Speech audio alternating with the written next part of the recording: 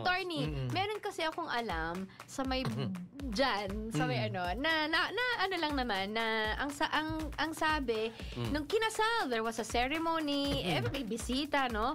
Pero pagdating dun sa ano, hindi pinasok yung marriage yung certificate. Hindi ni-register. Ang marriage certificate po, interestingly, is the best evidence of marriage.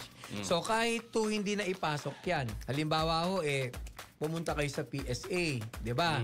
Humingi kayo ng inyong marriage certificate, walang record.